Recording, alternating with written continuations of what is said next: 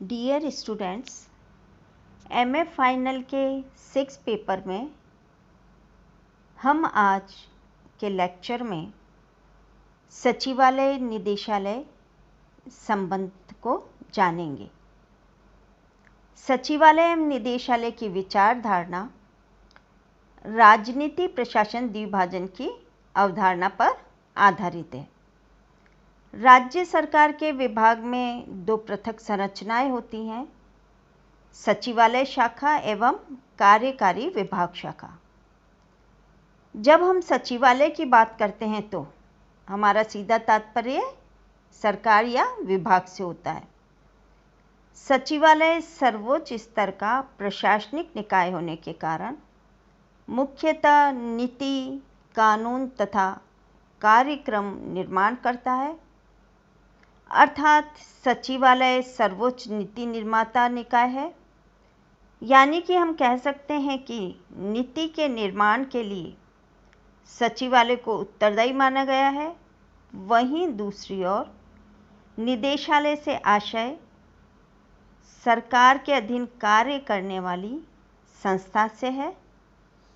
अर्थात सचिवालय के अधीन कार्य करने वाली वह संस्था है जो सचिवालय द्वारा निर्मित नीतियों को लागू करने वाली संस्थाएं होती हैं, जिन्हें प्रशासन में हम कार्यकारी संस्थाएं कहते हैं।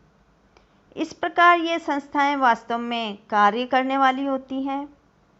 अतः निदेशालय एक कार्यकारी संस्था होने के कारण सचिवालय की नीतियों को लागू करने तथा कुछ मामलों में सचिवालय को परामर्श देने का कार्य करता है। इसे स्प्लिट सिस्टम कहा जाता है। अतः हम कह सकते हैं कि नीति परिपालन के लिए निदेशालय को उत्तरदायी माना गया है। सचिवालय के विभाग का राजनीतिक अध्यक्ष मंत्री होता है एवं प्रशासनिक अध्यक्ष सचिव होता है, जो कि सामान्यतः एक सामान्य प्रशासक होता है।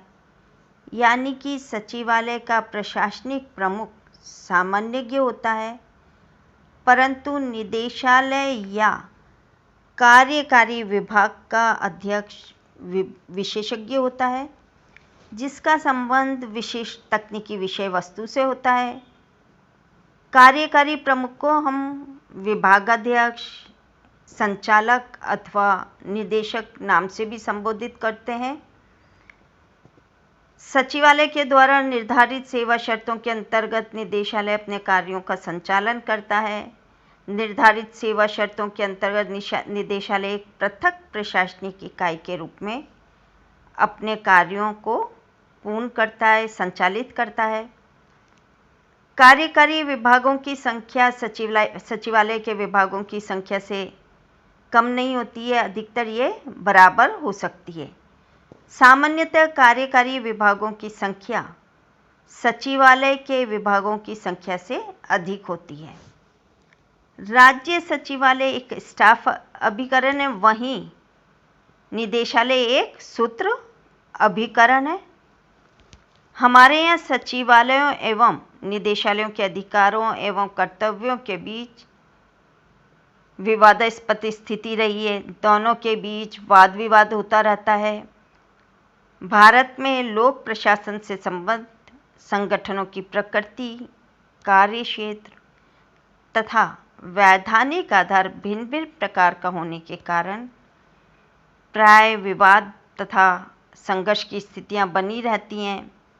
जहां कहीं भी शक्तियों का बंटवारा होता है, वहीं पर विवाद तथा असहयोग की परिस्थितियां उत्पन्न होने लगती हैं, चाहे वह केंद्र राज्य संबंध हो, चाहे मंत्री सचिव संबंध, चाहे वह सचिवालय निदेशालय संबंधी क्यों न हो, जो कि मुख्यतः सामान्यज्ञ विशेषज्ञों से संबंधित विवाद से भी रिलेटेड है।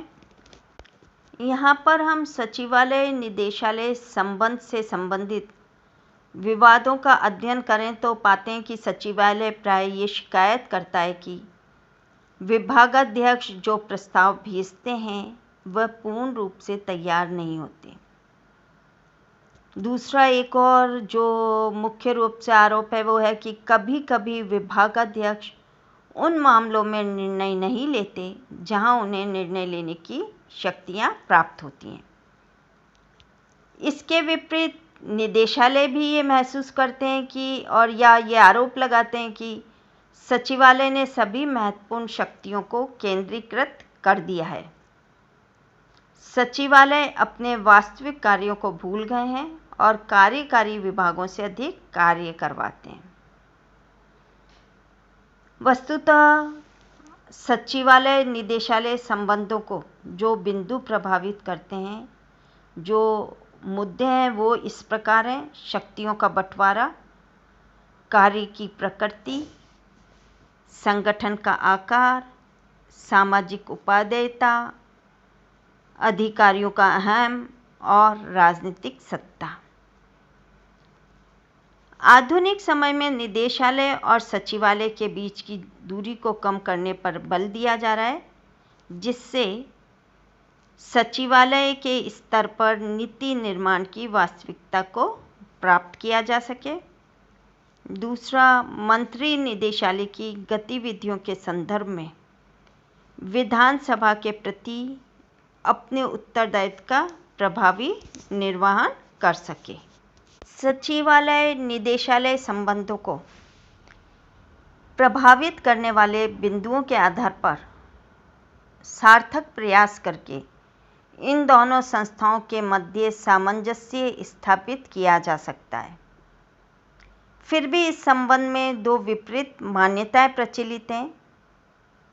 वर्तमान व्यवस्था बनी रहे तथा इनके मध्य विभाजक रेखा स्पष्ट की जाए, एवं दूसरा, सचिवालय एवं निदेशालय को एकीकृत कर दिया जाए। निष्कर्ष रूप में कह सकते हैं कि मुख्य रूप से दोनों के बीच की दूरी को कम करने के लिए, अर्थात दोनों के बीच उत्पन्न होने वाले विवादों को निपटाने के लिए एवं सचिवालय निदेशालय संबंधों में सुधार हेतु सुझाव या उपाय इस प्रकार है: निदेशक को पदेन सचिव का दर्जा दिया जाए, सचिव को निदेशालय के प्रति भी उत्तरदायी माना जाए, निदेशालय का विलय सचिवालय में कर दिया जाए और सचिवालय का विलय निदेशालय में कर दिया जाए। थैंक्स।